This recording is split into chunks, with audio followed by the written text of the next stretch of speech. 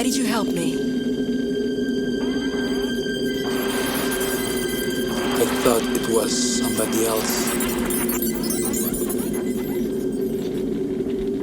I can trust you. For what? To get me back to Atlanta.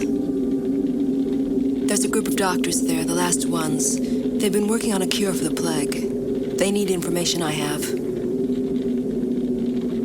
I swear it's the truth.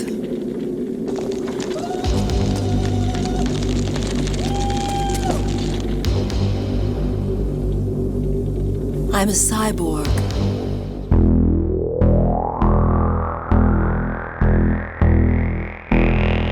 What is real? How do you define real? If you're talking about what you can feel, what you can smell, what you can taste and see, then real is simply electrical signals interpreted by your brain.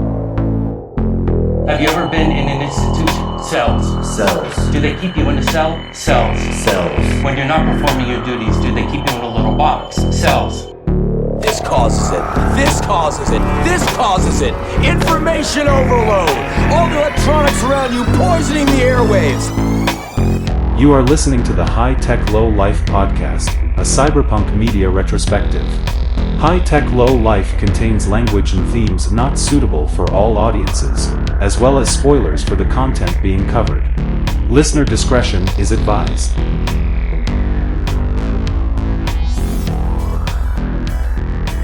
Welcome back, everybody, to the High Tech Low Life podcast with your hosts, Eric and Josh. I'm Eric.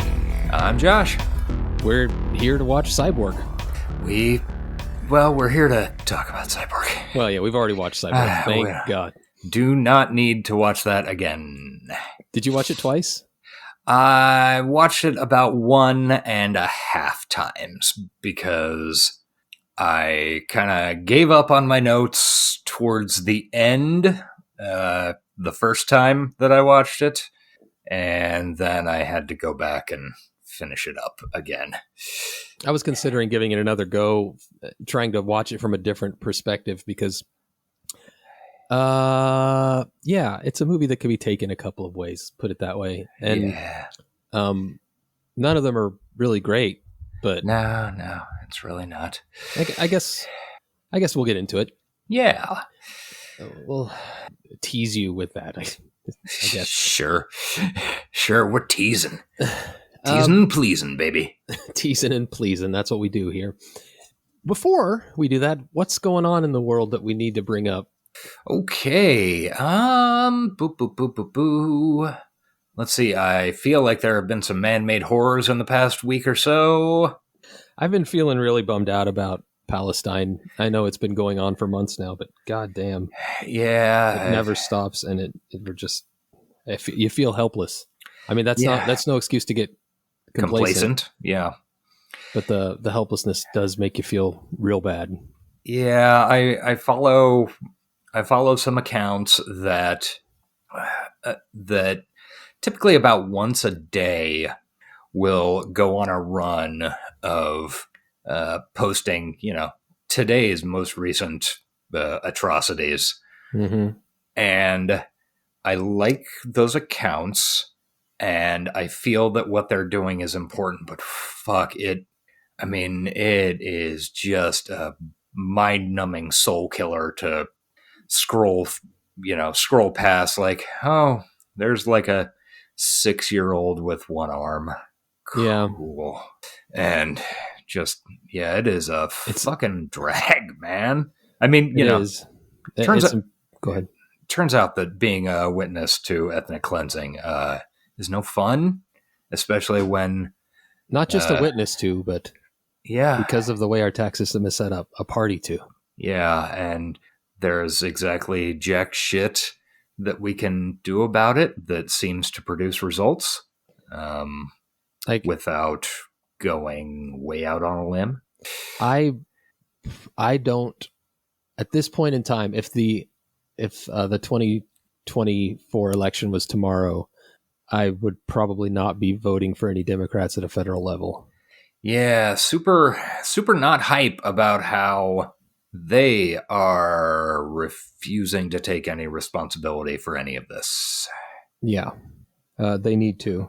I've called my representatives. Yep. Pointless as it feels, I think it is an important thing to do. Yeah, me too. And But I wrote physical goddamn letters like an animal. yikes! What Yeah. am I? A farmer? What animal can write physical letters? It's I don't even know what to say, but I think it's important we don't just gloss over it every week because it's happening. Yeah. It's happening while we watch, and it's infuriating and depressing. Yeah, and it's just a goddamn world of no good because we've had the past, I don't know, in my experience, 40 some odd years of people doing a very effective job in the media of conflating Judaism with Zionism. Mm-hmm. And, well, anything that, if you criticize anything about Israel, then that means you're being anti-Semitic, which is not the case. I mean, Right. but they have done a very good job of conflating those two things. And boy, it's fucking roof. I mean, I can't even imagine how incredibly conflicted most of the Jewish people that I know feel. I mean, Yeah, like, dude, I have got because most of the Jewish people that I'm friends with are really huge not fans of the state of Israel and how they operate. yeah. But there are a lot of fucking assholes who are happily, conflating. Yeah, I it's prime time for bad actors to twist the information to fit their narratives, right? Like the alt-right loves this shit because they can make you believe they can be on the side of Zionists and still be anti-Semitic and get away with both somehow. Yeah, it's it's got to be pretty cool for them. Yeah, I'm sure they're fucking loving it. It makes you want to go get into a street fight. It really does. Yeah. Yeah, fortunately, since we're now into fall and since the heart attack, I'm just cold all the time. So Is that a heart attack thing? I didn't know that. it's from a bunch of the different drugs I'm on, blood thinners and stuff. Yeah. Not fun drugs. Yeah, not the cool ones. So, like, I kind of feel like I'm not good for doing a lot of marching and holding signs in the weather, but sucks. It does. It sucks. Yeah. I don't know. We've always done dystopia talk on this show and our previous shows, always with a little bit of tongue-in-cheekness, and then there's always something that comes up that you can't do that. Yeah. That it's like a reminder that, real dystopian shit is really happening all the time. Not just Elon Musk's goofy Cybertruck that we can laugh at, but like really fucking bad stuff. Yeah, really, really bad. So do what you can. That's all I can say. Yeah, although it is arguably entirely fucking useless, call your representatives, write them letters, sign petitions, whatever. I mean, and vote for good people. Vote for people who reflect your values, and if they're standing by and letting genocide happen, ask yourself: does that reflect my values? Yeah. Think about it. Yeah, think about it. It needs to be thought about because yes, the alternative in this country is really bad, but at this point, the line is getting so thin. Yes, it is one of those. Yeah, the line is so thin that at this point it is effectively invisible. It's so infuriating. We don't need to talk to get this deep into it, but like just to hear people say, "Well, if you don't support Joe Biden, then you support Trump," and then they're talking about because of Trump we lost Roe v. Wade, but Biden didn't do anything about Roe v. Wade. I know there's he could have done something. The Congress could have done something. They could have. Well, within the past week, I was I don't remember what brought it up. I'm sure some podcast that I listened to. But I was reflecting on, like, one of my huge issues with the goddamn Democratic Party. I mean, aside from the fact that they're nowhere near far enough left for me. Mm-hmm. But one of my huge issues is that, okay, so I've spent a lot of time, like a lot of my life, voting for them, and even out just because they were the okay option. You know, they were 99% Hitler as opposed to 100% Hitler. Yeah. But the goddamn thing is, they never make effective use of the power they have when they get it. Like, I remember thinking when Obama got into office, like, okay, we got a Democratic president, we've got the House, we've got the Senate, now make some fucking moves. Yeah, hope and change. We were sold hope and change. Yeah, and the best we could do, even proposal-wise, was Obamacare, which is, I mean...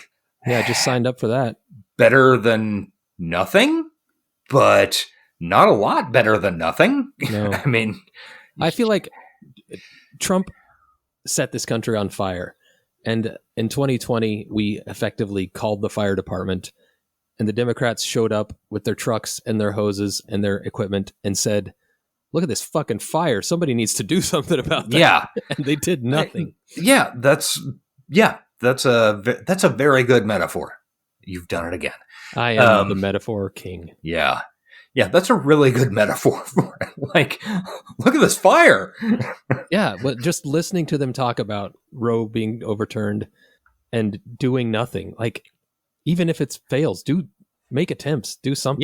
Yeah, you can try. I mean, write some legislation, man. Fucking yeah, give some speeches. Trump would have given speeches. Imagine a world where the opposite happened. I don't know. Abortion was made mandatory or something. I don't know. Sure, like, why not? Trump would have stopped it.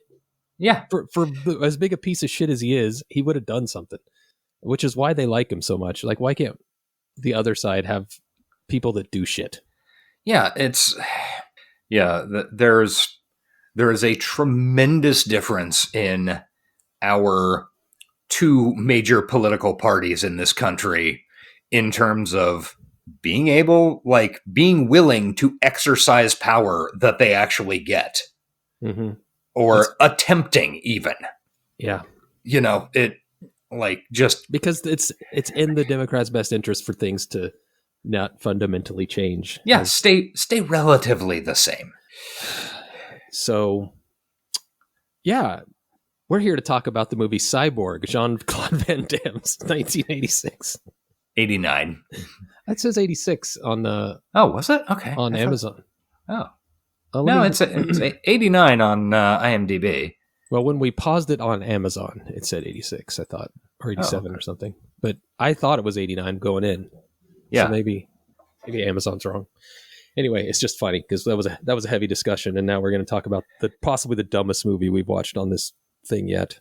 Yeah, it's... Whew. Okay, we'll get to that in a minute. You got any recommendos this week? You go first. There was a movie I watched. I can't remember what it's called, though. Go ahead. Okay. I finished something I mentioned last week, Blue Eye Samurai on Netflix. It was really good. I'm excited for future seasons, which I hope happen. The whole thing was very cool. Look, like really cool art. Can I say some more? Sure, bro. Yeah. Kids love it. Very cool art style. A lot of really good voice performances and pretty good plot. And it's a banger. I highly recommend it. Blue-Eyed Samurai. Yes. The year of animation.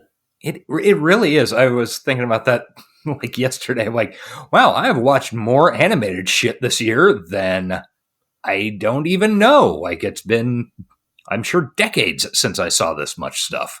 Yeah, I feel kind of the same way. Was there a new Castlevania this year, or did it kind of finish already?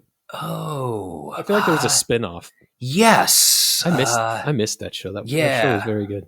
Yeah, I think they did a spin-off, but I haven't watched it. Yeah, it was like Castlevania Bloodlines or something. Right. Yeah, I did not see that, but I should stick that on my... Stick it in your quay. Yes. I can't remember the name of the movie we watched. We watched some British horror movie that was all right, but clearly didn't make that big of an impression if the name's not sticking in my brain.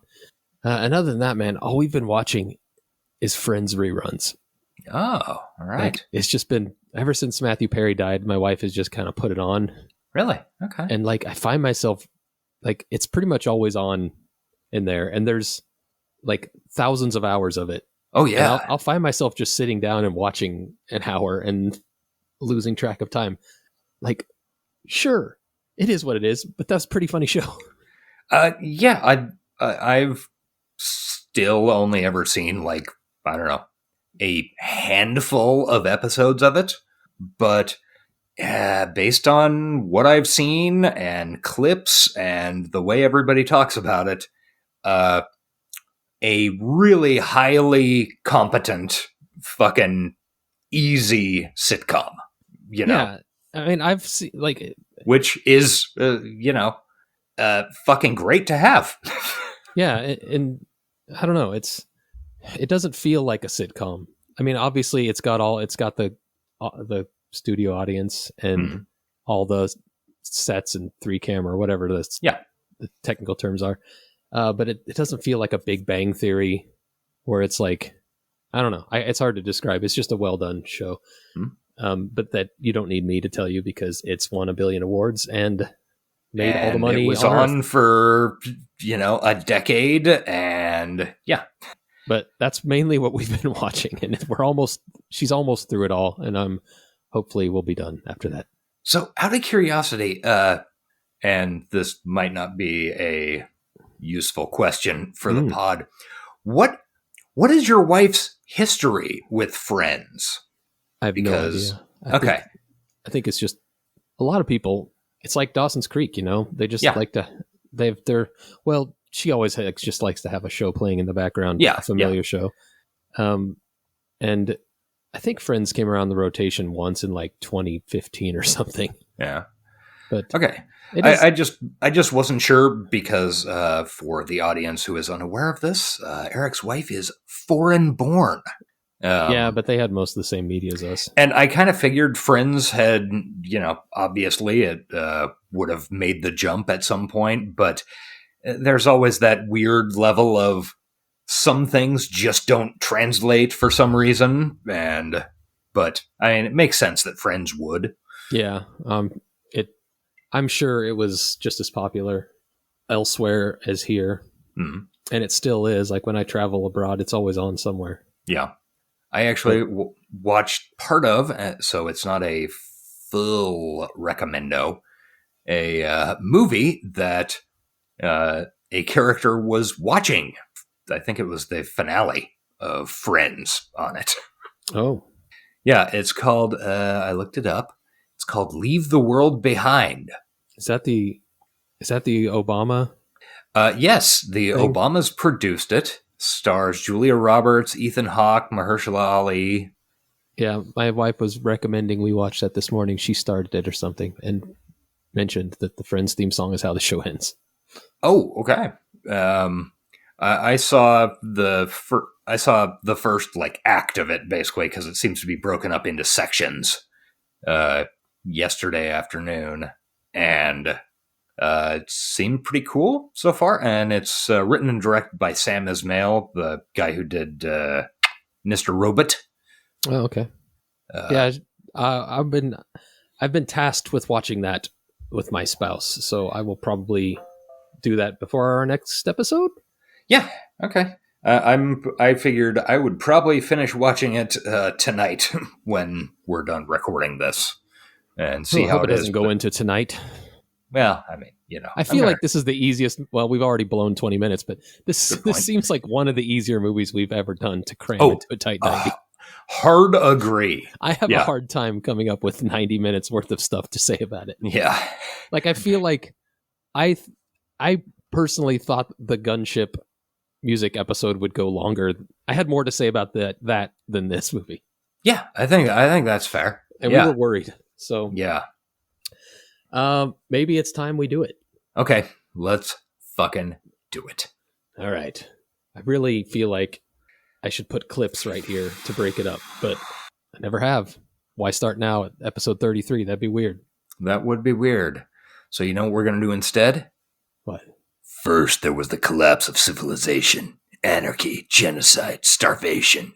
Then, when it seemed things couldn't get any worse, we got the plague, the living death, quickly closing its fist over the entire planet.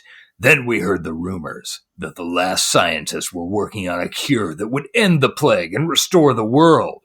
Restore it? Why? I like the death! I like the misery! I like this world! That is most likely the clip that we introed the show with. Yeah, but I think it's better to listen to you perform it. I'm Maybe sure. I should just clip this out and put it at the beginning. Feel free. I am almost certainly not doing a worse voice performance than the guy who dubbed. Oh no, the main bad guy. Equal at minimum. Yeah.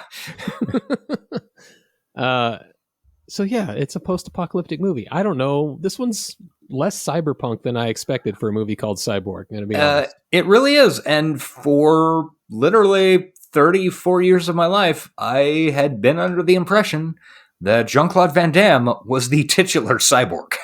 Yeah, me too. He really wasn't. I'm surprised by that. Was very surprised by that. So yeah, basic overview. We're in a post-apocalyptic future. And on top of all the other garbage that's wrecked the world, we have a plague ravaging. We certainly do. Can't relate. No. And apparently scientists, quote unquote, have found a cure. The last scientists, also described as the last doctors. And that cure is a cyborg woman? Never was quite clear on it. Okay, I think the way it works out is the cyborg woman and her sidekick, who looks like a low-budget version of John Wesley Shipp in the 1980s. Yeah. I think I double-taked when I saw him. Yeah. He was a cheap version of John Wesley Shipp, less built, similar hair. Yeah. Yeah, like Flash era John Wesley Shipp. Yeah, like that. Yeah, right between the Flash and I don't remember whatever soap he was on. For those of you who haven't followed our entire career, John Wesley Shipp played Dawson Leary's father, Mitch Leary. He also played the Flash in the 1990s DC Comics, The Flash, and he played, I believe, Jay Garrett in the recent CW. Yes. Versions of the Flash. Yes, that's right. He is an American hero and one of our super faves. Awesome. Yeah. Yeah. I have DM'd with him on Twitter. So very nice guy and pretty good politics too. Yeah. Really nice guy, even when dealing with Eric and I's jackassery. Yeah, patient man. Yeah. I keep hoping he comes to a Kansas City convention, and I want to go meet him. I was so fucking... I think it was 2 years ago? We missed one, yeah. Where he was in goddamn Hutchinson, Kansas for a convention, because that was like Smallville, USA, or some nonsense. And it was like the day after I had to be in Texas. I was pissed. Bummer. But to reiterate, he is not in this movie, just a guy that kind of looks like him. He is not, yes. Okay, so she was sent to get data from New York with her bodyguard guy, who kind of looks like John Wesley Shipp. And, spoiler, dies instantly. Dies immediately. And then she has to get whatever this data is back in her computer brain, because she's Johnny Mnemonicking it. Yeah, sure. Yeah, that's sure. It's a crappy version of it, but yeah. Her bodyguard dies immediately trying to get away from punk / hair metal barbarians. Yeah. Yeah, very hair metal. And then we're introduced to the main villain of the piece. Fender Tremolo. Fender Tremolo. If that tickles something in your brain, that's because there's a lot of guitar and rock music terminology in this film. Maybe this is a good point to mention the film's director, Albert Pyun. I did a little Wikipedia research on him. Yes. After recent YouTube videos about plagiarism, I'm very tentative to quote Wikipedia or call what we do research. Yeah, sure. Fair. There's recent 4-hour viral YouTube video about plagiarism. Oh boy, that sounds not something I want to listen to. Well, you would have to watch it. That's the even sadder part. That's even worse, yeah. A lot of call-outs and a lot of like well-deserved call-outs on a culture of plagiarism that is making content creation difficult. Sure, it's H. Bomber Guy. If you're not Josh, check it out. It was interesting. Okay. That being said, and maybe that could be my recommendo. Oh, sure. Yeah. All right.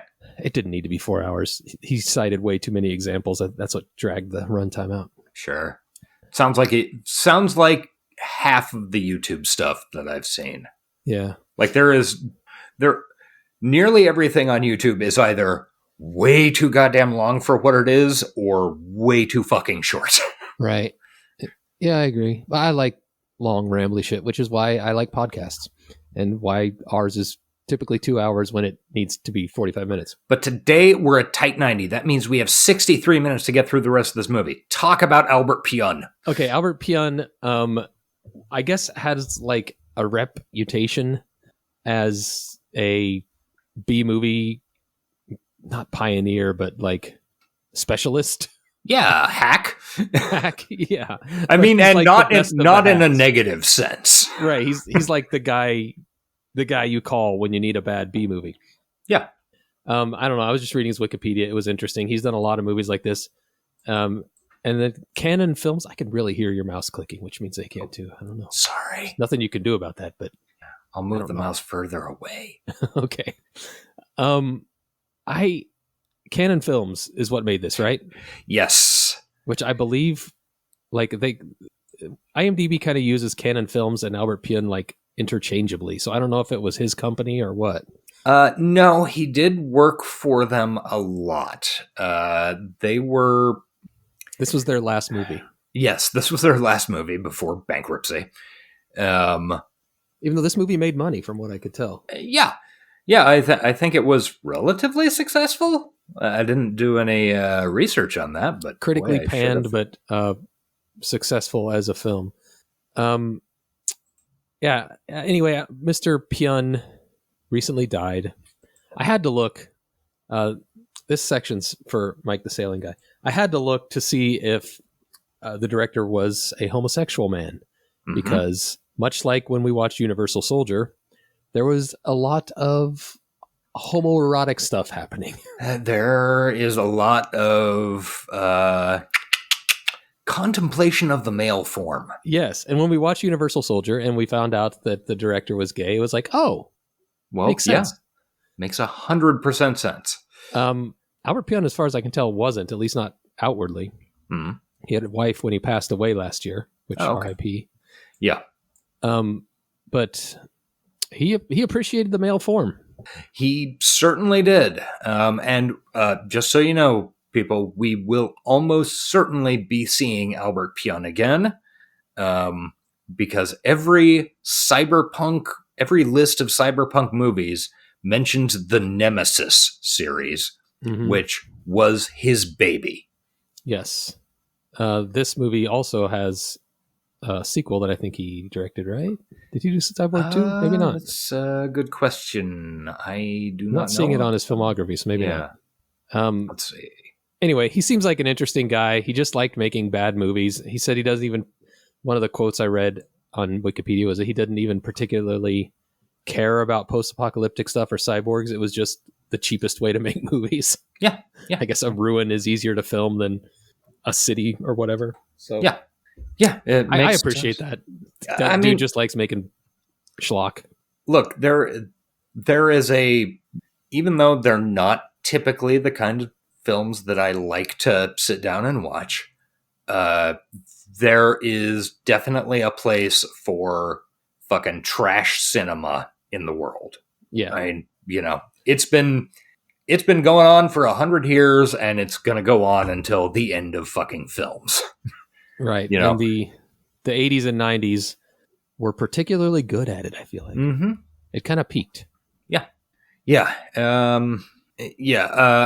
Going back to Canon Films, Canon Films was it started in 1967, and they produced English language versions of Swedish soft porn films. Ooh. Yeah. And then also had like a couple of bigger pictures. But then they went pretty much just hard into, B movies, and got the Israeli producing duo Menahem Golan and Yoram Globus. So Golan Globus Films was one of their sub marks, I guess. And they produced tons and tons of like the Death Wish movies.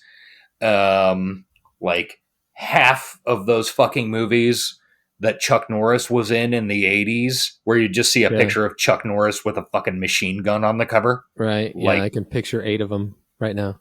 Like Delta Force and, Missing in Action and shit like that.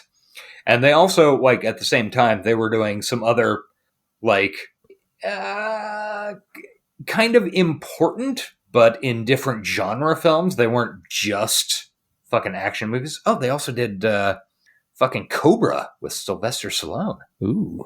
They also did the Breakin' films. Oh, Breakin' nice. And Breakin' 2, Electric Boogaloo. Most famous sequel of all time.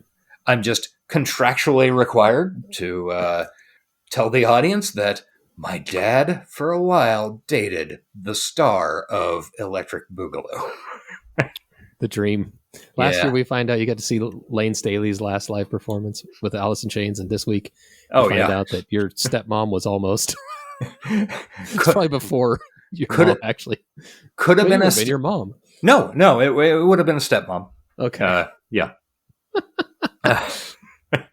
Yeah. What a life you've led. It's certainly something. Hey, they had a pool, which was pretty sweet. Yeah, I bet. Listening to you talk about Canon Films, though, it's fascinating what new technology does to an industry, because all this shit exploded because of VHS, right? Yeah. And they could just start pumping out these bad movies and putting them on tape, and people would buy the tapes because they had a muscly man and a big titty lady on the front. And I feel like that would be a fun business to be in back then. I mean, I'm sure it was. Like, it's the type of thing where not just video stores, but also the growing cable market, like, people just need content. Right. And, you can just bang it the fuck out. It's the classic examples are like Roger Corman films in the 60s and 70s, where, look, we can produce films for like, I got 50 guys working for me. We can produce a film a week that costs $100,000, if that. And most of them are fucking terrible, but people will pay $2 to see them. And occasionally you hit gold. I mean, and Canon also did the Masters of the Universe movie in 87. Right. Which is a good segue back into Cyborg, because this was originally supposed to be a sequel to that. Yes, and also apparently reuses sets. Yeah, they had bought, for what I read, once again to cite my source, on Wikipedia or IMDb, one of the two, the only two places I went. Sure. They had all the sets and costumes for, it was either Masters of the Universe or a Spider-Man movie they were going to make. Like, yes. I think it's a combo of both. Yeah, sure. But they had to back out, like, both Mattel and Marvel, for some reason, they couldn't make those movies, and they still had all, like, $2 million worth of shit from what I read. Yeah.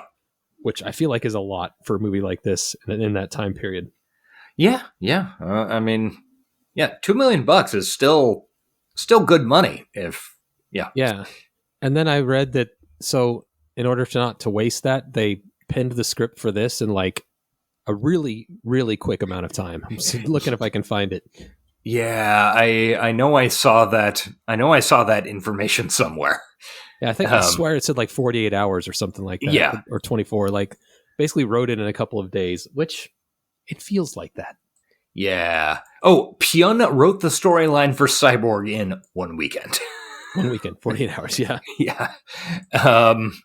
And it shows. It does. So let's get back to the storyline and run through it real quick. Okay. So we got this lady who is the titular cyborg. She has data in her brain. She is being chased by punk/hair metal barbarians, including the main bad guy, who appears to be the sexy sax man, talked about at length a couple of weeks ago. Yeah. And or like who that what's his name? We said his name 1,000 times I a couple know. weeks ago. First name begins with a J, second begins with a C. I'm trying to Google it and I can't even remember. From the Lost Boys. Yes. And Tina Turner. Tim Capello. Okay, so I was right on one of the letters. Yeah, you're probably thinking Jim Capello. Sure, why not? His brother. Yeah. Yeah, he's kind of a poor man's Tim Capello. Yeah, but he's wearing chainmail. And sunglasses, which are very dirty, and I just wanted him to clean. It drove me crazy through literally the entire movie.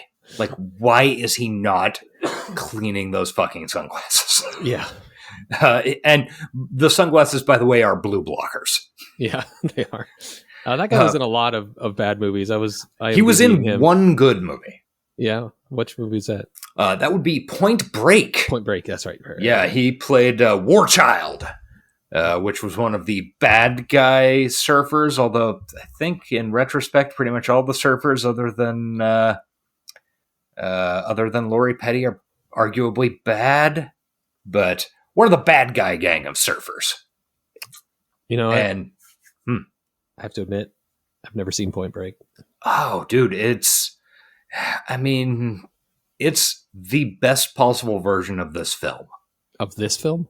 Like it just a fucking bang, we're doing an action movie. You know, you're not, there's no subtext to it. It's just all text. Okay, I appreciate that. It's and I mean, they've remade it like half a dozen times with different non-surfing versions. Right. But Point Break is a fucking banger. I mean, I watched it, I don't know, within the past 2 or 3 years, and it kills. Like, I need to see it. Yeah, it's real good. Anyway, Vince Clem, the guy who plays the main bad guy, Fender Tremolo, and also Warchild, is apparently a professional surfer initially. And that leads into the casting of this film, which initially Albert Pyun imagined Chuck Norris as the lead. I read that, yeah. And then switched it up to where, and I don't know, it's tough to say where which one is actually first, because he wanted this plot, or this movie, to be a rock opera in black and white. Yeah, well, they made it. They screen tested it. Yeah. One person in the crowd of 100 people liked it, from what I read. And I want to see that. Mm-hmm. Apparently, the director's cut is available under the title Slinger on European DVD Blu-ray. And I am very curious to see it. I think I'll probably pirate it. Yeah, that would be a really good fucking Patreon episode. And just see if it's kind of watchable. Because this movie is fucking trash. It is, but there's something appealing about it. We really got to get through the recap, but does this movie know it's trash? Or is it leaning into being trash? Yeah. It is definitely leaning into being fucking trash. Okay. And it also, like, there are big parts of it that are just plain fucking garbage, as opposed to somebody going, no, I'm making B-movie trash, if that makes sense. And we'll get into that later. But I didn't hate it. Like, it's not the worst thing we've watched, to put it that way. There are definitely parts of this movie that I really hated. Like, I don't know. This is a super easy movie to make, and a pretty difficult movie to make really good. But it's a movie you could make watchable pretty well. Yeah. Does that make sense? Sort of. Okay. So it was also Chuck Norris initially. Then Albert Pyun had tried to get Laird Hamilton, famous surfer, to star in it. Laird Hamilton, who, to my knowledge, has never acted in anything. But he definitely looks like a professional surfer. Cool. And then Golan Globus said, no, Bloodsport made a lot of money. Use Jean-Claude Van Damme. Wow. Which Albert Pyun was not happy about. So if the rumors are true and Babylon 80 is a remake, they really were remaking everything. Yep, they were being stuck with the star they didn't want. Oh God, can you imagine Vin Diesel in a rock opera? That dude could sing it. I saw your post on Twitter last week. There are so many Vin Diesel karaoke videos. It's great. Watch them. Okay, so Cyborg's running. I don't know that Chuck Norris would have improved this movie. No, he wouldn't have. Chuck Norris is a bad actor. Yeah. Not that Jean-Claude is any good. But Jean-Claude did not stand out as any worse than anybody else. Yeah, I mean, this is, I would argue, this is exactly what Jean-Claude Van Damme is capable of, and he's fine at it. I would actually argue that what are their names? Globulus and Remus? Golden Globus? Golden Globus were correct. I think it was a good choice. Like, he was hot off of Bloodsport, right? I mean, that's an argument to make. If you're just trying to get fucking VHS sales, to do it. Fuck, why not? I think he did fine. Like, yeah, he's Van Damme. He did the splits. He roundhouse kicked people. Yeah, it's sort of like you can hardly criticize Steven Seagal for doing his horse shit. Well, there's a lot of horse shit I can criticize Steven Seagal for doing. Well, yeah, but mainly the rapes. His acting. Oh, okay. Like, you hire them to do a thing, and that's what they're going to do. Yeah, like Vin Diesel. Yeah. All right. So, move on. Okay. So she's running from these, and they later get referred to over and over again as pirates. So great. That's fine. Yeah, that's a little confusing, but they were on a boat at one point. They were. And so Sexy Saxman also has weird blue eyes, which, according to Wikipedia, indicates that he has this plague. Oh, really? Yeah. They didn't share that in the actual movie. No, not at all. Also, apparently, the contacts were incredibly uncomfortable, and they only had the budget to have 2 sets of them made. Well, that is just the first in a long story of eye trauma that takes place in this. Oh, yeah, that's true. So she's running from them, runs into Jean-Claude Van Damme randomly, who is a slinger, which is a person who smuggles people or like guides people. I don't know. It was unclear. Yeah, he's like a transporter bodyguard. Yeah, is what I took from it. I liked the slang. I wish they would have explained a little better what it means. Yeah, that would have been nice. Maybe the director's cut does it. I'm a child of Shadowrun. I like cyberpunk slang. Yeah, of course we do. You fragging Fraggot direct guy. Yeah. Soy calf. Omei. Yeah. Okay, so Jean-Claude Van Damme. Whoa, I apparently lost the plot there for a second in my notes. So Jean-Claude Van Damme agrees to take her to Atlanta, but then she gets captured by the pirates. And the pirates are, almost immediately. The Fender has a pretty great line because they're going to the coast. And he says, "You think we're going to swim all the way to Atlanta? We're not. I can't swim and I hate the water." Good stuff. Also, everything in this movie, every line of dialogue in this film is ADR'd. Like, it was recorded, 6 months after the fact in a studio. And Fender's voice is not the actor's voice. Apparently, he has a fairly high, effeminate voice. Oh, really? Which the audience found off-putting. So his lines are dubbed by the guy in the bar that Jean-Claude Van Damme talks to. Oh, interesting. Like, I don't know, a third of the way into the movie. I also read that Pyun wanted to do that with Van Damme because he didn't like his accent. Which probably would have been a good move because he says some things that are... It was pretty heavy at this point in his career. Yeah, it is kind of both marble-mouthed and in a bad accent.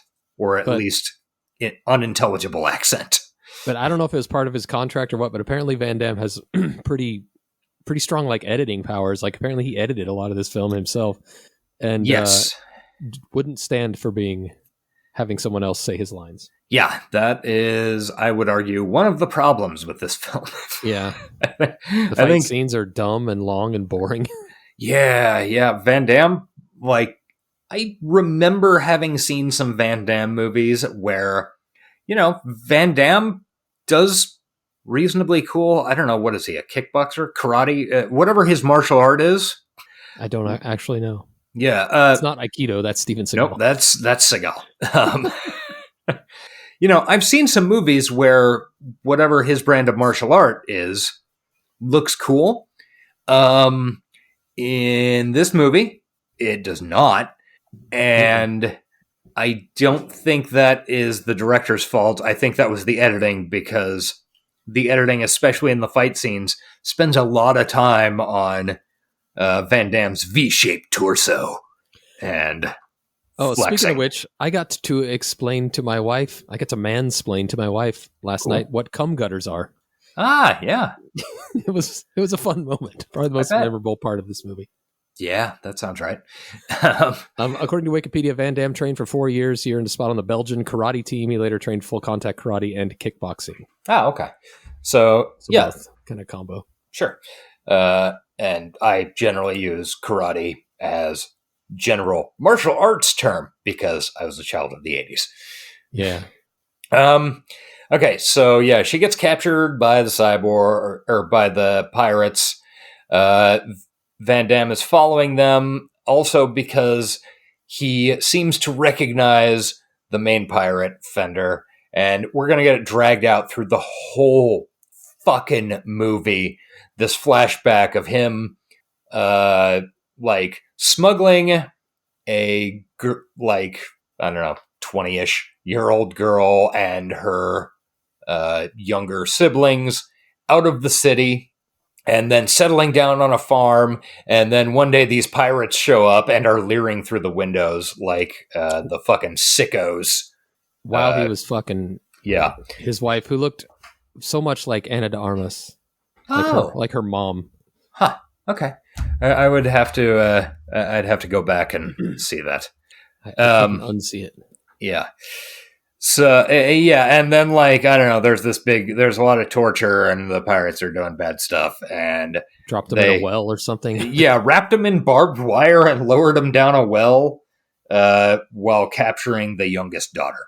Yeah. And this flashback is dragged out through literally. The most important thing about the flash. Sorry, just spoke over you, but we spoke last week about people who were done bad by wigs. Uh-huh. I think we're going to have to put Jean-Claude on the list from this movie. Yeah, the way you can tell it's a flashback is that fuck. He's got a long-haired wig, which mysteriously disappears when he has his fuck scene. Yeah. I don't understand the wig. I don't know why it was there. It is bad. Yeah, it wasn't good. So, it turns out that the main bad guy pirate was one of these people who tortured and almost killed Van Damme, I don't know, 10 years ago or something. Doesn't matter. Who cares? So he ends up Van Damme ends up hooking up with this girl. Who tries to kill him for some reason. Yeah, who initially tries to kill him. He knocks her unconscious and then hangs out. And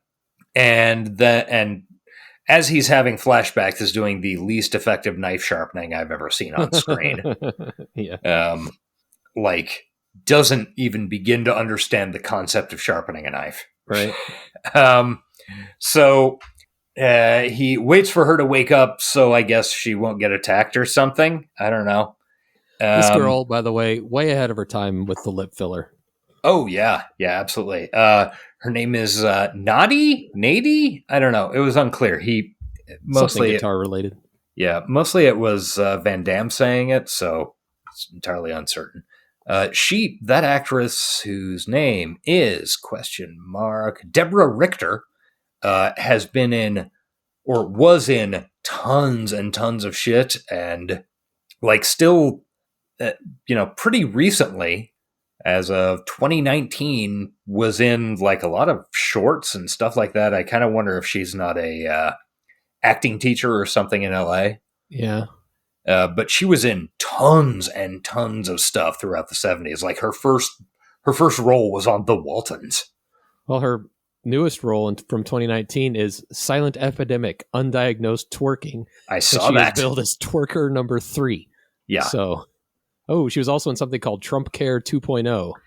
Yeah. Like I said, I suspect she's an acting teacher or something like that. Yeah. Based on so many shorts she's been in. But good stuff. Fully exposed, fully news. Yeah, I saw that. Maybe I should see how that looks. I think. Anyway, she's given the best performance in the movie by a huge margin. In my mind. All right, that's a take. Okay, I mean, find me somebody doing better. I would say the best performance was probably given by Pearl, the actual titular cyborg. Oh yeah.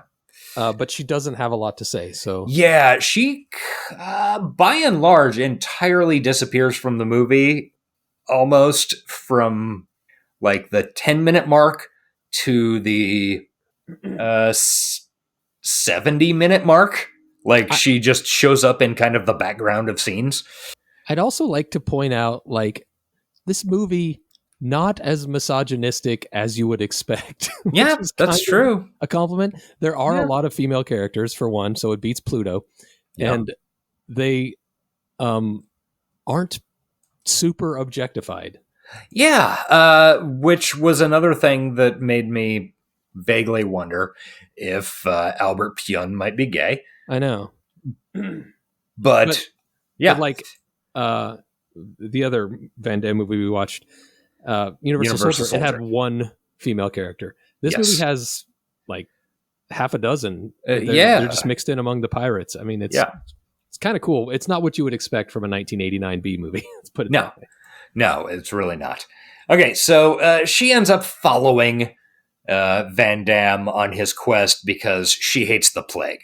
I guess her family died from the plague. Right. So at this point, the pirates have stolen a boat from a wedding. Why it was a wedding, we don't know. Don't worry about it. It appears to be a World War II landing craft, like a Higgins boat. Yeah. Pirates are kind of fun. Let's be honest. Yeah, they do a lot of we get a flash later to inside the boat, and it's just a bunch of guys sitting around sharpening knives. It's what dudes do in this world, apparently. So Jean-Claude goes to a bar to get some info. The bar obviously has a blacksmith. Don't worry about it. The bartender guy I recognized, I couldn't figure out where he's from. And he's the guy who does the voiceover, who does the VO for Fender Tremolo. And what was his name? Branscombe Richard. Okay. Or Richmond. Okay. He was on the TV series Renegade. Do you remember? Oh. It was like a syndicated fucking...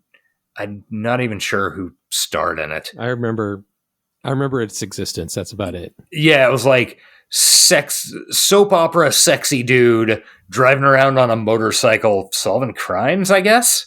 Nice. And Branscombe Richmond was the like Native American sidekick on that show, and he had this just horrific mullet. Nice. I mean, it was woof. Yeah, so he gets some... Van Damme gets some info. Oh, Lorenzo Lamas was the lead in Renegade. Oh, yeah, I remember him. Yeah. Hey, real quick, just to point out a connection, I was looking at some of the other things in IMDb. The woman who plays Pearl, the cyborg, Dale Haddon, was also in an episode of Max Headroom.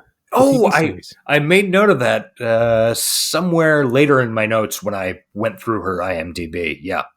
Which, given her IMDb, it makes sense that I would pick her as the best actress because she's definitely got the best credits. Yeah. Anyway. Okay, so Van Damme finds out, okay, they're taking a boat. They go following. We see some plague victims on the way out of town. They've got boils and shit. Looks terrible. We see the sexy sax man pointing at some maps in the boat.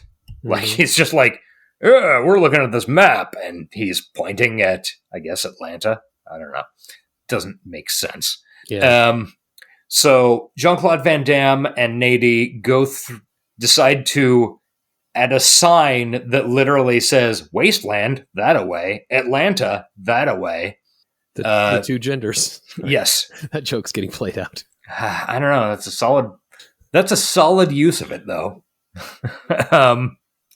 He says that there's a shortcut to Atlanta through the wasteland. So they go through the wasteland. They end up in a very tall cement factory, I think. Something like that. Some abandoned building, of which there are probably many around Wilmington, North Carolina, where this is filmed, by the way. Yes, a very important link to the rest of our podcasting career. And our lives, yeah. Yeah. So they go into this abandoned cement factory and then get attacked by ninjas who are rappelling around. It is a long scene. It is so long. I mean, good Lord. Like there are scenes where, one in particular, where Jean-Claude has this 3-barreled weapon, which he's shooting people. Yeah. 4-barreled? Okay. He's shooting people with.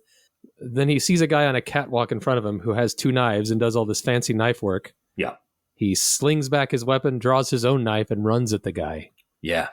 Probably should have just shot the guy, right? You would think, yeah. We also find out that he has a switchblade boot. Yeah, he has a switchblade boot. Big fight scene, which goes on for so long. And I don't know if it's this scene or one of the upcoming scenes that go on for way too long, but one of the guys did actually lose an eye in these fight scenes. Yes, I think it was this one, but I'm not sure. Yeah, and sued Van Damme and won. For almost $500,000 from what I saw. Yeah, so good for him. Would you trade one of your eyes for $500,000? Let's say you adjust it for inflation. Adjusted for inflation, 89, $500,000 to now? Yeah, sure. Yeah, I think I'd probably do it. I mean, what do I need that much depth perception for? Plus you get a cool story. Jean-Claude Van Damme kicked my eye out. Yeah, I think it was actually in a knife fight portion. I'd probably change it to say kicked my eye, because if you're fighting Van Damme, you want to be kicked, not knifed. Yeah. Okay. Sure. Anyway, they win this fight. Yeah. Who cares? There's a bunch of the big juicy lips lady gets knocked out, and he has to. Yeah. Wait, is that later? I don't know, man. No, I think it was this. This goes on forever. Is this where they go into sewers and stuff? No, that's the later one. Okay. Which is so long. Like it's parroting. Okay, we'll get there. Yeah. So then after that, they go for a swim on the beach, and you see Nady's butt, and it's a nice butt. And she makes it clear that she's DTF Yeah. with Van Damme, and he leans in like he's about to seal the deal, and then he like puts her clothes back on, and he's like, no, and then he flashes back to having sex in front of the main bad guy. Yeah, the farmhouse. It's pretty cool. He's he only has eyes for one woman, and she's at the bottom of a well. Yeah. So then the next day, Jean-Claude Van Damme is looking out off the coast with binoculars and spots the boat. Kind of weird how they're making way faster progress than the boat. Don't Doesn't worry make about sense. it. Don't think about it too hard. We cut to inside the boat, and we see, a bunch of guys being fucking creeps and sharpening knives poorly. And then one of the pirate chicks is like softly fingering a necklace, which seems to get some focus, and you'll eventually figure out why. Yeah. We don't want to spoil it yet, though. Yeah, not yet. And then we get a flashback to Pearl becoming a cyborg. You want to talk about the eye trauma? Oh, yeah. So much eye trauma in this movie, in front of and behind the scenes. Yeah. Yeah, this is the closest they got to cyberpunk, I guess, when they're showing Pearl getting her cyborg implants. And it's bad. The effects aren't very special. They are not special. They're trying to do way more than their budget allows. The uncanny valley is very strong in this movie at parts. Oof. Like we were eating when we started watching this because I wanted to get it done quick. Sure. Yeah, and understandable. This is at the beginning. They like show the cyborg gets her hair ripped off. Yeah, and then her real human woman head is replaced with the prosthetic head, and it looks so weird and creepy that it actually put us off our food for a little while. Yeah, the uncanny valley is the fucking Grand Canyon up in this piece. Yeah, it's a big valley. Yeah, but the scene is fine. I mean, it's the closest to cyberpunk we're going to get. Yeah, it really is. So Jean-Claude Van Damme and Nady keep going down the coast. They show up at a dock where Fender's boat is, and there's nobody on the boat, I guess.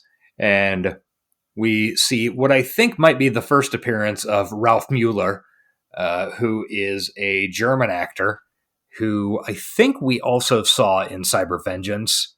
I think you're right. And he was also in Gladiator. He was like the big... Oh, we also saw him in Universal Soldier. That's right. Yes. Big dude.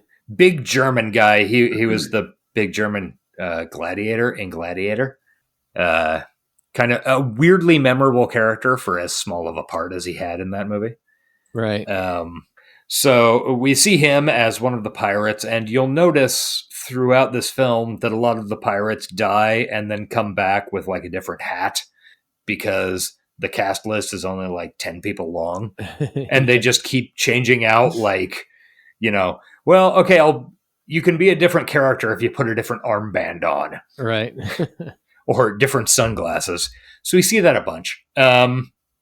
Where Jean-Claude and Nady go sneaking around in this other factory because there's a lot of factory. And this is the another big long ass fight. This is the one where she gets knocked unconscious. Yeah. And she gets captured, and there's karate and fucking knives. There's really nothing to say about it. No, it's there's in this one I remember just a shitload of slow-mo. Yeah. And Jean-Claude Van Damme gets shot with one of the air guns that the bad guys are carrying. And then we see through a flashback that the girl who was fingering the necklace earlier is the younger girl. I don't like the way you say fingering. That's the word that came to my mind when I saw it the first time. I'm like, boy, she is really going to town on that necklace. We are supposed to think that's plot. Yeah. But it turns out that one of the girls with the pirates is the girl from the found family on the farm earlier. The found farm family. Yes. And she was adopted by pirates. Good for her. Yeah, good for her. She's making it. Yeah. At one point during this fight, or sort of like the cuts between the fight, because it's so long, and there are like parts where it's just people fucking running around. They end up in a field, and I feel like they're running through this field for an eternity. Oh god, yeah, that part is so long. At a certain point, Jean-Claude Van Damme runs into Pearl. I think it's while they're still in the factory. I'm not sure. But she says she's going to go with Fender because Jean-Claude Van Damme isn't strong enough to get her to Atlanta. And Fender and the pirates would just catch up with them eventually. And she can lead them into a trap, basically. Yeah. Which is smart. It's not a terrible my strategy. favorite character. Yeah. She's the best acted, the smart, making the best decisions, and I don't know. Yeah. She's a cyborg. Yeah, also a cyborg. Which is why we're here, god damn it. Yeah, so then there's a lot of fucking sewer fight as JCVD and Nady are escaping into the sewers. Like, it takes forever, dude. Here we get the famous Van Damme splits. Oh, he does do a split. I cheered when I saw it. I was like, oh yeah, that thing. Great. And then he stabs down into the German dude's head. That's good stuff. Yeah, it's classic end of the 80s garbage. Yeah. So they eventually get out of the sewer into like a swamp, like a coastal salt swamp, grassland thing. Mm-hmm. And call it a creek, I guess, if you want. Yeah, you could. There is like 45 minutes of them running around and occasionally fighting people. So long. It's very, very long. And it ends with Jean-Claude Van Damme getting crucified. Yes, it does. And it's pretty good. Nady kills a pirate chick and then ends up getting knocked unconscious. And Fender beats the shit out of Van Damme. Like, as much as they want Van Damme to be the cool karate guy, he gets his ass beat. Yeah, and it's you wouldn't see this happening to The Rock. Yeah, it's not fancy ass beating. It's just this guy is much bigger and punching the hell out of him. Yeah. I mean, there's just nothing to it. Well, there's no technique. To be fair, like, if you watch the scene, Van Damme is running and fighting dozens of dudes for a good half hour. Like, he would be gassed by this point. There's no way. Point. Yeah. It's realistic in a way that a lot of this movie is not. Yeah. So they end up beating the shit out of him, and they crucify him on a boat mast. Not 100% sure how they managed that, because he's like, when we see it in wide shot, he's like 20 fucking feet in the air. It looks cool. Don't worry about it. Yeah, it does. Cool. Yeah. The pirates take off, but Haley lingers, touching her necklace and staring at Van Damme. Then we get a bunch more flashbacks, and it's so long. Yeah. And Jean-Claude Van Damme starts kicking the cross with his heel. Like chopping it down with his sharpened ankle. I guess, even though there's like, I don't know, it's just the heel of his boot. Makes no sense. He's so strong, it doesn't matter. We get more flashback intercuts, and he's kicking with his heel, and then eventually the mast snaps off, and he falls the like at least 30 feet to the ground. Still tied to a cross. Not gonna feel good. Not just tied. He's tied, and he has crossbow bolts through his wrist. Yeah, he's got the stigmata. Do you think this was supposed to be symbolic, or was it just rule of cool? In my notes, I wrote JC kicks cross down with his heel, and after the JC, I write question mark. Is he Jesus Christ? JC could never. Jean-Claude? Oh, yeah, I guess. Jesus Christ? Jesus Christ could never heel kick a crucifix like that. Or he could, but maybe he just wouldn't. He chose not to because he was dying for our sins. Whereas Jean-Claude Van Damme's like, fuck you. I don't die for no one's sins. So then as he's lying on the ground... Sorry, I did that wrong. Fuck you. I do not die for anyone's sins. Sure. I think that is a perfectly reasonable Jean-Claude. I am Jean-Claude Van Damme. Exactly.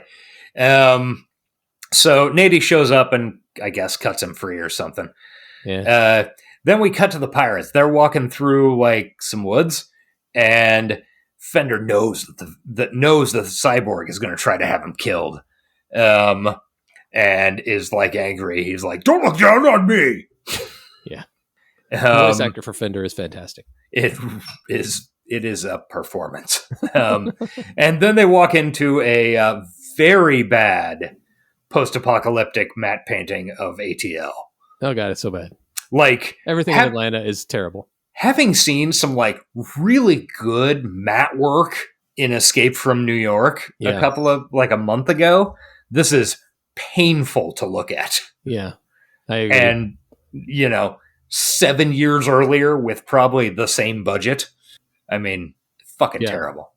So then we go into a terrible apocalyptic city street set.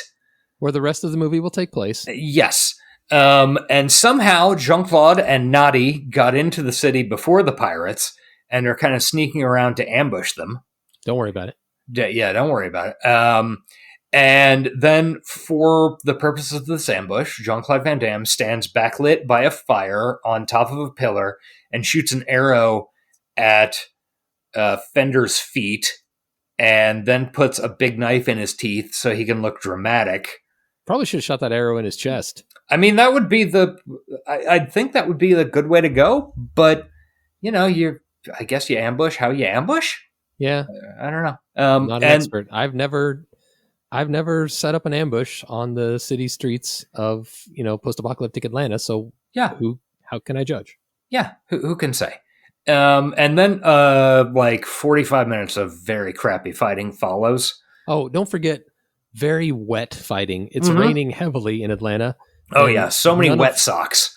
None of our men have shirts on. No, not at all.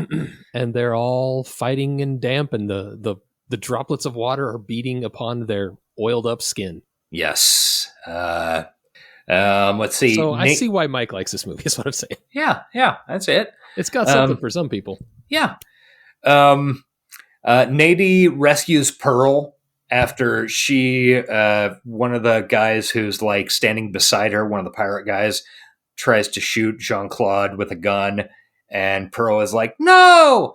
and bats the gun out of his hands, and then Nady kills the dude and then has a big fight.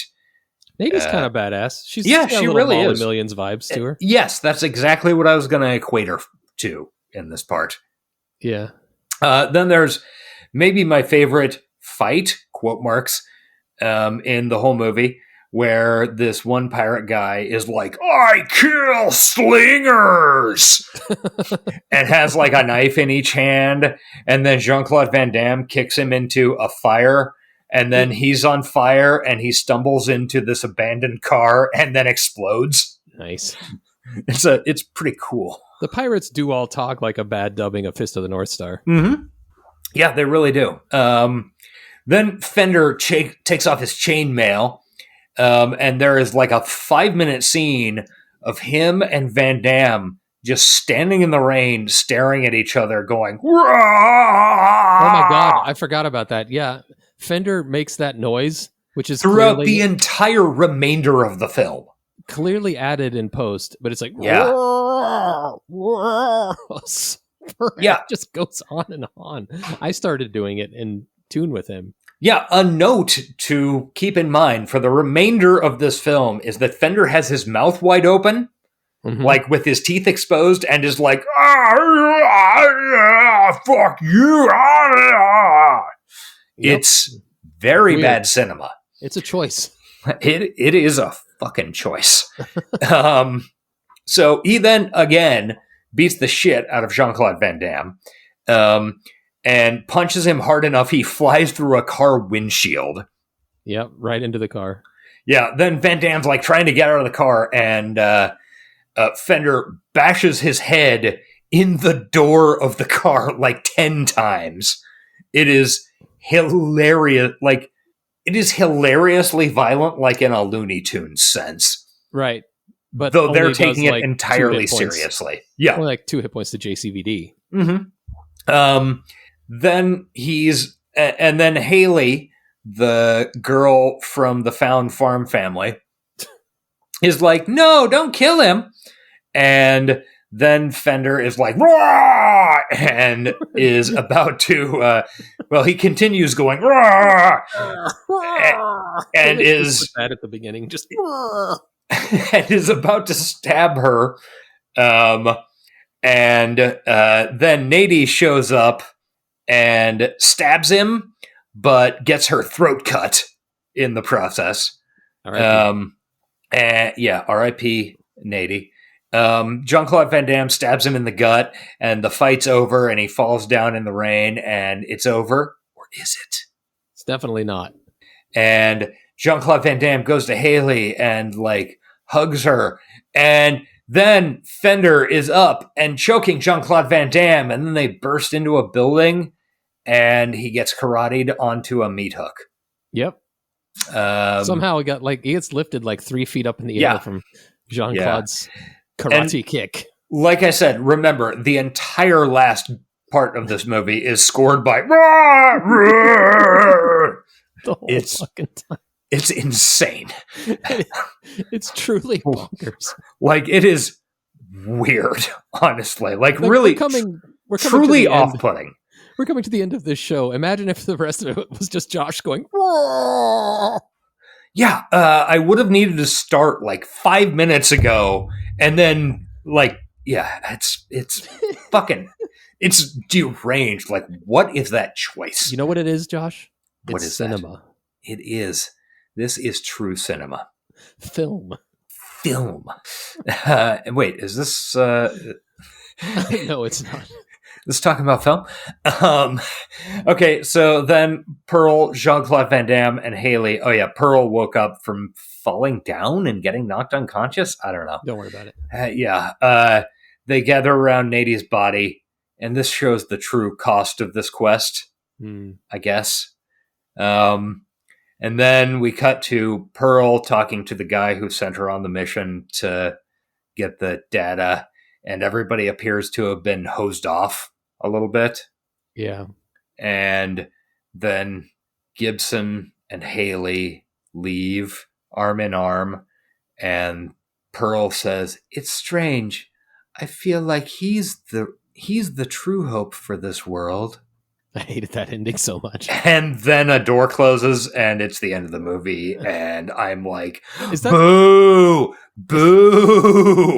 Is that the word she said? Because I remember her saying, "I feel like he's the real cure," or something like that. He's the real hope for this world. Oh, God. Yeah, it is a really, really deeply bad film that should be wiped off the face of the earth. I still say it's got some endearing bits to it, though. It's like, man, it's a fucking movie that we watched. I wasn't constantly checking the clock while I was watching this one, like some of the properties we've covered. I wasn't constantly checking the clock, but pretty much every time we got into a fight scene, I was checking the clock. The fight scenes were so long. So very long. Man, that's something. Before we rate it, do you think there's any validity to the idea that it is the original, or that Babylon AD is supposed to be a remake of this? No, it's just the plot of you got to get a dude has to get a girl to somewhere. Like, yeah, I would like to see where that rumor originated, because like it's only in the vaguest sense. Is it related? I can see, if you've only seen Cyborg, Babylon AD gives a lot of Cyborg vibes. You would watch Babylon AD and you'd be like, wow, those two movies are very similar. Also, I fucking hate movies. Movies are terrible, and I'm never watching another one. Directly related in the IMDb trivia, Cyborg is related, or is regarded as a remake of Fist of the North Star, which, if you've only seen Fist of the North Star, we got post-apocalypse, and we got to get a girl somewhere. Yeah, like maybe Albert Pien. Is it Albert? I'm forgetting his name already. Yeah. Maybe he'd seen Fist of the North Star and taken some ideas from it, but it is not a remake of Fist of the North Star. No, it's really not. Okay, so a little bit of trivia for this. The director's cut does exist, like I said, and it's called Slinger. I think we ought to watch this at some point, even if it's only for a let's watch this and talk shit over it thing. Yeah, let's do it for Patreon for sure. Yeah. Also, the opening words of the movie, which is what I read out earlier and probably what appeared at the beginning of the show, where he's like, I like the death. Lakeland. It I really sounds like every bad 80s anime overdub. Yeah, it's terrible. But I knew that before I sat down to watch this movie because it's been sampled on like a Method Man song. I saw that, yeah. And also a bunch of other shit, including it is according to IMDb trivia. Let's see. It is often played at live shows as an intro.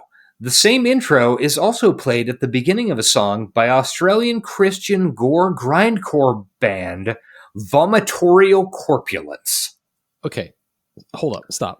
Don't say another word. Repeat that. It is often played at live shows as an intro. The same intro is also played at the beginning of a song by Australian Okay. Christian All right. Two things that exist. I got it.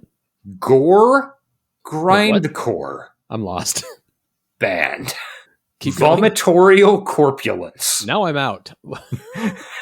Or are you back in? Okay. Christian gore grindcore. Did not know that was a metal genre. Boy, neither did I. Gonna have to look into it. Maybe that should be inserted at the end of the God. app. I gotta look and see if what's the name of the band? Vomitorial Corpulence. Vomitorial Corpulence. They have a Wikipedia article and they have a death metal logo. Nothing on Tidal. Okay, let's see. Maybe on YouTube. Ooh, don't do that. That'll close our window. The band's name is inspired by Revelation 3:15-16, and is widely known as It one of the it autofilled when I typed vomitorial. widely known as one of the first Christian grindcore bands. Started in 92. It is definitely on YouTube. All right. Well, hopefully nobody heard that, but it is sounds like death metal. Didn't know it was Christian. Huh. Okay. So I'm not playing that at the end of this. I'm sorry. looks like they broke up in 2008. Oh, R.I.P. Vomitorial Corpulence. Yeah. Oh, their 2007 album was called Skin Decomposition. But they're Christian. They're Christian. Okay. They're on Christcore Records. Oh, how sweet. Well, Christcore and Vomit Bucket. Oh, my two faves. Yeah. All right, let's finish. Let's rate this and get out of here. Okay. Story. One. Influence. Growth One. 1. Prescience. 1. No, I'll go 2. There was a plague. Plagues. 2 for plagues. Style. Thinking 1 is Thinking of 1. Yeah, that's fair. Glad we're on the same page for that shit. Yeah. And then the 1 out of 5 hand raises for how much we enjoyed the movie. I think 1 feels good. I think 1 is generous. That Look, 1 is mostly because I'm curious to see Nemesis. I didn't hate watching this. Like, I'll be honest. Burst City was harder for me to get through than this. But Burst City is worth so much more as a document. Yes, absolutely. Yeah. But it was more difficult for me to watch. Yeah. This is just a bad movie. Like This is- it knows it is, and for that, round of applause, Albert. Yeah. You accomplished what you set out to do. This is just a shit movie. It could have been like a pretty good shit movie if it was 60 minutes long. Like, had we cut out A lot of the some fighting. of the fighting. Yeah. But fuck, it's not good, man. No. Ah! The ending in particular is bad. Yeah. And I mean, the middle isn't good, and the beginning pretty much sucks. So wait. The ending is bad, the beginning isn't good, and the middle pretty much sucks. can't argue with the accuracy. Yeah. Yeah. All right. Well, we watched it though. You can't fucking take that away from us. It does have a very cool and normal voiceover though. So Yes. Oh man. okay, I think we are out at a tight 90. Yeah, I think so too. In fact, we might even come in a little bit under once. Oh, we didn't take a break, so this is pretty much it. We had a little spot in there that definitely needs a little trimming. Yeah, we need it. I got the timestamp written down. Yeah. As Josh fumbles with IMDb. All right, guys and girls and NBs, we are out there on social media. We're on Twitter /X if you're still doing that. We're on Blue Sky. Look for us there. Yeah, I should open that up sometimes. We're definitely on YouTube. We certainly are. And we are on... Nope, that's it. We thank you for listening. Patreon. Patreon.com/hightechlowlife. I think if Josh can come up with the director's cut of this film, we should absolutely watch it. Yeah, I'm going to try pretty hard, and we'll do that fairly soon, hopefully. All right. Yeah, thanks for listening. We'll be off next week. Next week is a dead week, but we will return 2 days after Christmas with Snow Crash by Neil Stephenson. Yes, and if you are having any trouble getting a hold of Snow Crash, either in novel or audio format, let me know.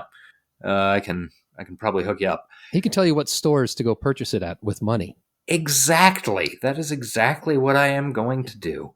I'm looking forward to that episode. I think it'll be interesting. It'll probably be a couple episodes. Yeah, I'm almost certain it will. We'll end 2023 with Snow Crash. All right. I guess I need to have a quote to end this thing with.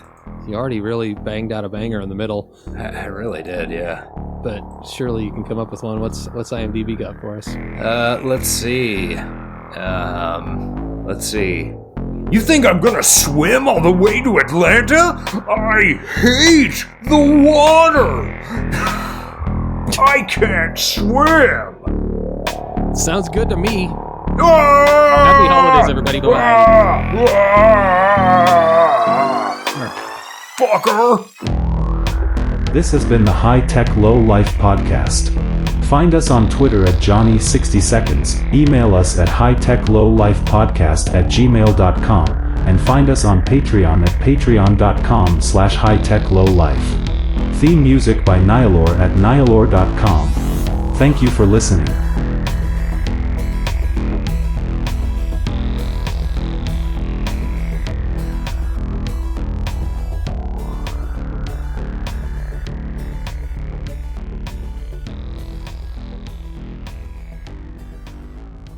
Keep it moving.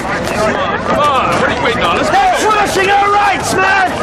They're trashing the fluid data!